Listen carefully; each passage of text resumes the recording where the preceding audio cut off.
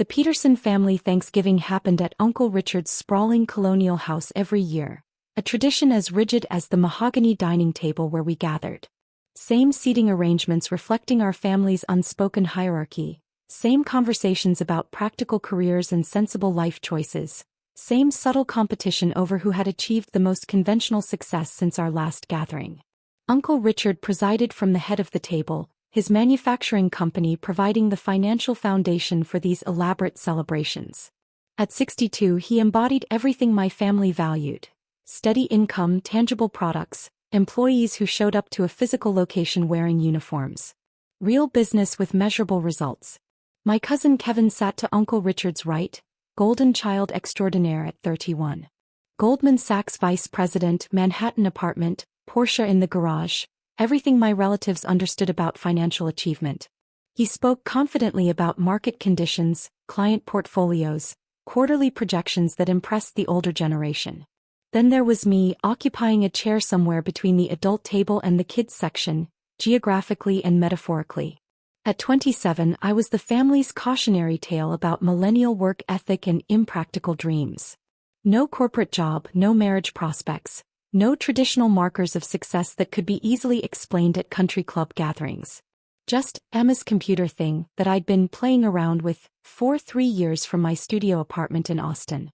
What they didn't know was that Synapse Technologies, my artificial intelligence company specializing in business communication platforms, employed 57 people across 3 countries, generated $50 million in annual revenue, and counted NASA, the Department of Defense and 15 Fortune 500 companies among our clients.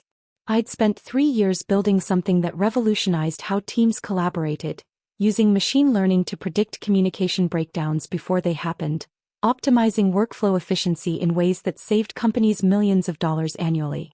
Our AI could read between the lines of human interaction, identify gaps in understanding, and facilitate actual comprehension between people who spoke different professional languages. But to my family, I was the college dropout who'd thrown away a computer science degree to tinker with apps in my pajamas. The cognitive dissonance was intentional. I'd learned early that family dynamics rarely improved with success stories they couldn't understand or categorize. Better to let them maintain their assumptions while I built something meaningful in peace. So Emma, Uncle Richard said while ceremoniously carving the turkey, his voice carrying that particular tone of older relatives dispensing wisdom, still working on your little computer project? The question was loaded with 3 years of polite dismissal. Little computer project. Like I was a teenager building websites for pocket money. It's going well, I said, cutting my sweet potatoes into precise squares. Must be nice having such a flexible schedule. Work from home, set your own hours, very modern lifestyle. Aunt Susan nodded approvingly. Though at some point practical considerations become important. Benefits, retirement planning, career advancement opportunities. Kevin leaned forward with what he probably considered genuine interest. What exactly does your app do again? I know you've explained it before, but the technical details go over my head. Business communication software, I said. Helps enterprise teams collaborate more effectively using artificial intelligence. Like Slack, he asked. More sophisticated. Predictive workflow optimization, conflict resolution algorithms, real-time efficiency analytics. Uncle Richard's expression suggested I was speaking in tongues. That sounds very creative, dear. The technology sector offers so many opportunities for artistic people. Artistic people. As if solving complex enterprise problems was equivalent to digital finger painting. Any thoughts about transitioning to something more traditional? Aunt Susan asked delicately. Kevin might know of entry-level opportunities in finance. Good companies value computer skills these days. Computer skills. Like I was qualified to troubleshoot their email problems. Playing businesswoman is fun, Uncle Richard continued, warming to his annual theme. But real business requires experience, institutional knowledge, understanding how professional relationships actually work. Playing businesswoman. The phrase hit like a slap every time he used it, which was annually, usually around the cranberry sauce course. I mean, you've been at this for what, 3 years now? He said. At some point you have to consider whether it's sustainable. Whether it's leading anywhere meaningful. The irony was spectacular. My unsustainable hobby, had generated more revenue last quarter than his manufacturing company produced in 6 months. But explaining that would require revealing details I wasn't ready to share, especially to people who'd already decided what my life looked like. Emma's always been independent, Mom said diplomatically, the same thing she'd been saying for 3 years.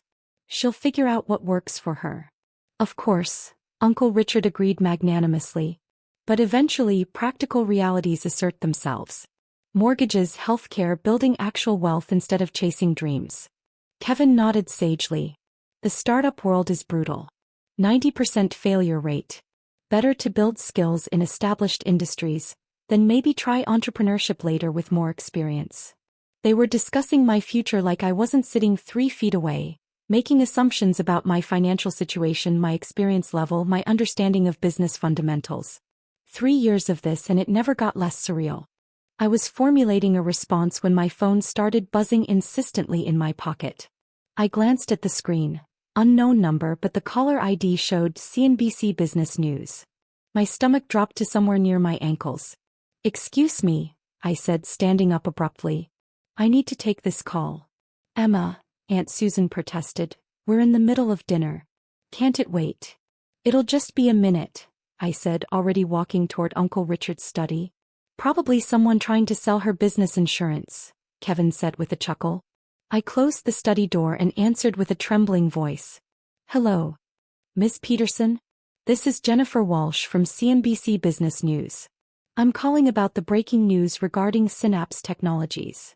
The room tilted slightly. "What breaking news?" "The Microsoft acquisition announcement just went live. $1.2 billion purchase price. We'd like to get your reaction on camera if possible. Are you available for a live segment in the next 20 minutes? My legs gave out and I collapsed into Uncle Richard's leather chair. "I'm sorry, what did you say?" "The Microsoft acquisition. The press release went out 30 minutes ago. This is one of the largest AI acquisitions in corporate history. Our tech correspondent is reporting that Microsoft's stock jumped 3% in after-hours trading on the news." My phone was buzzing continuously now with notifications, texts, missed calls. The floodgates had opened while I was sitting at a dinner table being lectured about practical career choices. "Miss Peterson? Are you still there?" "Yes, I'm here. But I haven't been officially notified about any announcement." The press release came directly from Microsoft's corporate communications team. "You're listed as founder and CEO of Synapse Technologies. The acquisition includes all intellectual property, existing contracts, and your entire development team." I stared at the family photos lining Uncle Richard's desk, 3 generations of Petersons smiling in conventional success poses, completely unaware that their cautionary tale had just become the biggest tech story of the year. "Miss Peterson, we really would like to get you on camera. This is major breaking news. Can we arrange a live feed?" I'm actually at a family dinner right now." "Even better. Family reaction shots always perform well with our audience. Would your relatives be comfortable appearing on camera?" I almost started laughing hysterically. "Let me call you back in 5 minutes." I hung up and immediately speed-dialed my lawyer. "Emma." David answered before the first ring finished. "Congratulations. I've been trying to reach you for 2 hours." "David, what the hell is happening?" Microsoft accelerated the timeline. They wanted to announce before Asian markets opened. All the paperwork cleared this afternoon. The wire transfers are already processing. "How much exactly are we talking about?" $1.2 billion exactly as negotiated. Your 85% stake nets you just over $1 billion after taxes and legal fees. $1 billion. The number was too large to process, like trying to visualize the distance to Mars. "David, CNBC wants to interview me live. They said they can have a crew here in 20 minutes. Do it. This is the biggest AI acquisition since OpenAI. Great publicity for whatever you build next. I'm at Thanksgiving dinner with my family." "Perfect. The billionaire next door angle plays incredibly well. Very relatable, very American dream." I hung up and sat in the silence of Uncle Richard's study, surrounded by his certificates and awards for 30 years of steady manufacturing success, processing the fact that in the span of a single phone call, I'd become worth more than everyone at that dinner table combined. From the dining room, I could hear Uncle Richard explaining something about quarterly projections to Kevin. Time to rejoin my family. I walked back to the dinner table where the conversation had moved to Kevin's latest client acquisition and the challenges of managing institutional portfolios in volatile markets. "Everything okay, sweetheart?" Mom asked as I took my seat. "Actually," I said, my voice surprisingly steady, "I have some news to share with everyone." The table turned politely attentive, the way families do when someone wants to make an announcement. Kevin paused mid-sentence about his quarterly bonuses. "That phone call was from CNBC Business News," I said. "They wanted to interview me about my company." Uncle Richard looked puzzled. "CNBC? The financial network? What would they want with your app business?" "Microsoft just acquired Synapse Technologies for $1.2 billion. The silence was so complete I could hear the grandfather clock ticking in the hallway. Kevin's wine glass stopped halfway to his lips. Aunt Susan's fork hung suspended over her green bean casserole. "I'm sorry," she said very carefully. "Did you say billion?" "Billion with a B." Uncle Richard set down his carving knife with the precision of someone trying not to drop something breakable. "Emma, are you telling us that Microsoft purchased your little computer hobby for over $1 billion? Synapse Technologies, yes. They're integrating our AI platform into their entire business software suite." The table erupted into chaos. "Emma!" Mom shrieked, her hands flying to her face. "When did this happen? How long have you known? Why didn't you tell us?" "The deal closed this afternoon. I found out when CNBC called just now." Kevin had gone completely pale. "Microsoft bought your company? Your actual company?" "Yes. For $1.2 billion. And you own what percentage of this company?" Uncle Richard asked with the careful tone of someone approaching a dangerous animal. 85%. The mathematics hit the table like a physical force. I watched Uncle Richard's face cycle through several color changes as he calculated what 85% of $1.2 billion meant. "Emma," he said very quietly, "are you telling us that you just made over $1 billion? Before taxes and fees, yes." My phone started ringing again. I glanced at the screen and answered on speaker. "Miss Peterson, this is Jennifer Walsh from CNBC again. We've confirmed all the details with Microsoft's press team. This is one of the largest artificial intelligence acquisitions in corporate history. Can we set up that live interview?" The entire table stared at my phone like it was radioactive. "Actually," I said, looking around at my family's stunned faces, "my family just learned about the acquisition. They're still processing the news." "Wonderful. Would any of your family members like to provide comment on camera? These human interest angles always resonate with our viewers." Uncle Richard opened his mouth, then closed it again. No words emerged. "Let me call you back in 10 minutes, I said, ending the call. The silence stretched until it became uncomfortable. Uncle Richard poured himself a scotch. A large one. "Emma," he said finally, "I think I need to understand something. When you said you were building a business, you meant an actual business?" "Yes. With employees and revenue and actual business operations. 57 employees across Austin, Seattle, and London. 50 million in annual revenue. Government contracts worth 12 million annually." Kevin looked like someone had hit him with a brick. 50 million in revenue? That's more than my entire division handles at Goldman. "The government contracts," Uncle Richard said slowly. "You said government agencies use your software? Department of Defense, State Department, NASA, and the Department of Energy." "NASA," he repeated faintly. "NASA uses your app?" "Our enterprise communication platform, yes. It helps coordinate International Space Station operations." Aunt Susan pressed her hand to her chest. "Emma, sweetheart, why didn't you tell us any of this? Would it have changed how you treated me?" The question hung in the air like smoke from a fire nobody wanted to acknowledge. Because we all knew the answer. Yes, it absolutely would have changed everything. They would have listened to me differently, respected my choices, included me in conversations about business and investment strategies and long-term planning. But they would have changed their behavior because of money and status, not because I deserved basic respect as a family member who'd been working hard toward meaningful goals.